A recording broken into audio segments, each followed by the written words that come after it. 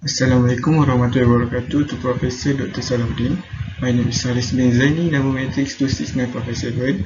We are from Group 2. We represent our group project, which is the determinant of poverty rate in Malaysia since 1987 until 2016. First, for background study, poverty is a contentious economic problem in Malaysia. The concept of poverty and the poverty line for Malaysia has been debated, and government programs aimed at alleviating poverty, such as the Malaysian New Economic Policy, has sparked political opposition in Malaysia. As of 2015, Malaysian total population was 31 million, which cost 0.6% living below the national poverty level.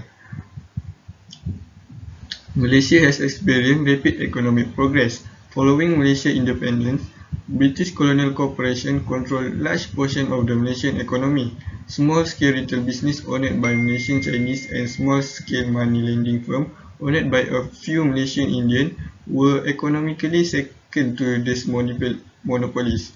The Malaysian New Economic Policy (NEP) was established following the 13 May incident in 1969 when racial unrest erupted in the federal capital of Kuala Lumpur. Its goal was to use forceful affirmative action and government intervention in the economy to close the wealth gap between the Malay and non-Malay groups in the country. Although the NEP was initially successful in narrowing the economic disparity between different ethnicities in the country, the politicization in the 1990 and 2000 impeded implementation. Intra-ethnic economic disparity among the Malay is said to have risen at this time. Anecdotal evidence has been used to argue that the NEP has not had a large economic impact on rural Malay population. As the country progressed, new forms of poverty emerged, one of which was urban poor. A, a local economist has identified economic development and migrant labour. Malaysian ostensibly successful poverty reduction program have been lauded by the United Nations Development Programme. The United Nations, on the other hand, questioned Malaysian poverty estimate in 2019.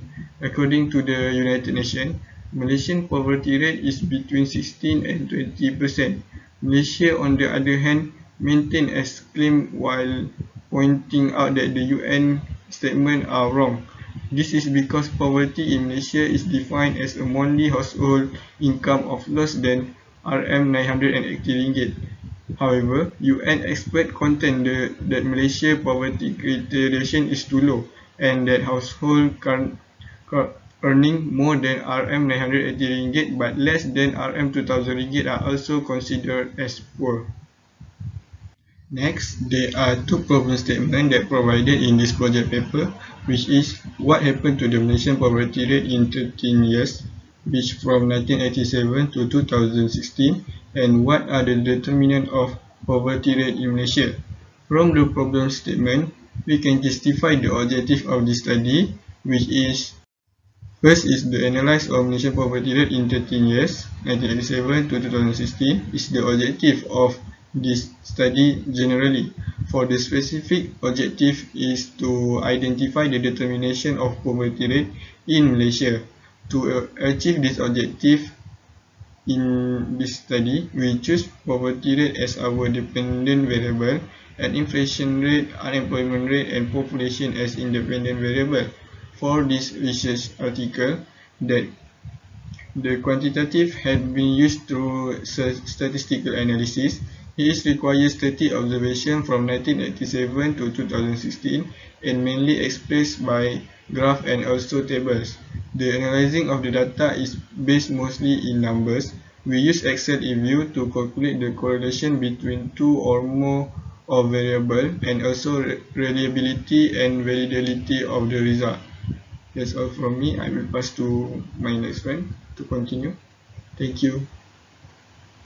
Assalamualaikum and hi, my name is Muhammad AZMI bin RASID, my metric number 270692. So I will continue with discussions of findings. So first about descriptive statistics. So in this result, it has 13 observations One dependent variable is poverty, and three independent variables are inflation rate, unemployment rate, and population.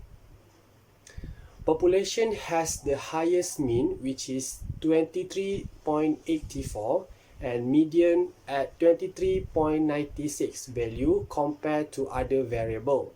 Poverty is the lowest mean at 2.28 and median value at 1.55. Among all the variables, the highest maximum value population at 30.98 and the highest minimum value is 60.52 population. Next, for the highest standard deviation is population, which is at 4.39 compared to poverty, inflation rate, and unemployment rate. Next, correlation analysis. To measure the relationship between quantitative variables or categorical variables, correlation is used. In other words, to measure the connection between things. The correlation coefficient is a way to place value on the relationship. The value of the correlation coefficient is -1 to 1. 0 means that the variable have no interaction at all, while -1 to 1 means that there is an ideal negative or positive correlation. The correlation analysis outcome of the above table indicates that there is a clear correlation between poverty and population variable, since the coefficient value are between the coefficient value +1 and +0.15. Median correlation is the correlation between poverty and inflation rate, where the coefficient value are between -0.43 and +1. The poverty and population are correlated since the coefficient lies between 0.1 and 1.0, which is 0.15. The correlation between inflation rate and unemployment rate is small correlation, which is at -0.21. Next, multiple regression analysis. With comparison to Model 1, the inflation rate, unemployment rate, and population is negative, and the significant level for inflation rate was less than 0.05, so it is significant. However, significant level for unemployment rate and population was greater than 0.05, so it is insignificant. Next, diagnostic checking. So we use normality test. So in this result, the null hypothesis state that the data did not follow a normal distribution, as the probability based on graph 4.4 is 0.000089, which is less than the significant level 0.05 obtained from Jacobera. The decision is to reject the null hypothesis. We conclude that the data not normal. The mean at 2.29, which is more than 0 than the histogram in not normal condition. So the slope will be either to left or right. Next, autocorrelation. Hypothesis. The null hypothesis state the error term is not correlated regulation time, and alternative hypothesis state the error term either positive or negative correlated regulation time. For testing this autocorrelation, usually we will use Durbin-Watson statistic. Perfect positive autocorrelation, the error always equals to 0. Perfect negative autocorrelation, the error always opposite. That means it equals to 4. P-value for F statistic test is 0.09. So we can conclude that false to reject the null hypothesis at 5% significance level. Next, heteroskedasticity.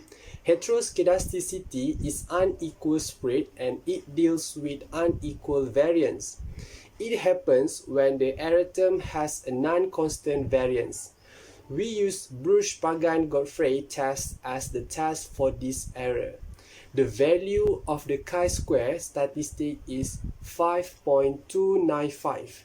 the F value is 1.857, the corresponding P value are 0.451 and 0.161 respectively, which are greater than 0.05. So we fail to reject the null hypothesis of homoscedasticity at a 5% significance level. The test is statistically insignificant, so the error term is homoscedastic. We can conclude that the model is homoscedastic. Next, multicollinearity. Multicollinearity is when the assumption is violated. Absence of multicollinearity are when all independent variables are uncorrelated with each other. There are two types of multicollinearity, which is perfect multicollinearity and imperfect multicollinearity. So based on graph, the VIF values of all variables are greater than 1. So we can say that all variables shows that multicollinearity problem is easy. The VIF of variable populations and unemployment rate are less than 10. The collinearity among variables are comparatively low. Assalamualaikum, my name is NURULHUDA binti LAWI. My matric number is 273553. I will present about conclusion and policy implication. We use the T observation and 4 variables for this research, with poverty as the dependent variable. Independent variables include the population, inflation rate, and unemployment rate. Our country, Malaysia, is still dealing with a serious poverty problem. There are several reasons why this problem is difficult to tackle. The poverty situation may also be influenced by the independent variable. To begin with, our country's population is steadily rising. There are two types of poverty that affect the population of citizens: rural poverty and urban poverty. According to the report, urban citizens are the main source of poverty. It might be an issue because the expense of living in a city environment is the greatest, particularly in terms of home rent. Second, because the rate of inflation has risen, the cost of everyday necessities has rise as well. Malaysia unemployment rate is the value of individuals who are employed while being unable to work. In Malaysia, full employment is defined as having an unemployment rate as less than 4%. The government of Malaysia should come with some initiative to overcome the poverty problems in this country. So, government come with National Development Policies, NDP. ZAINI, a program for agriculture industry, is one of the projects. It target low income and impoverished families in order to assist them increase their income to this program. ZAINI is a program for agriculture-based entrepreneur. Families may benefit from this program by increasing their income, knowledge, skills and competencies through MADIS training. That's all from me. Thank you.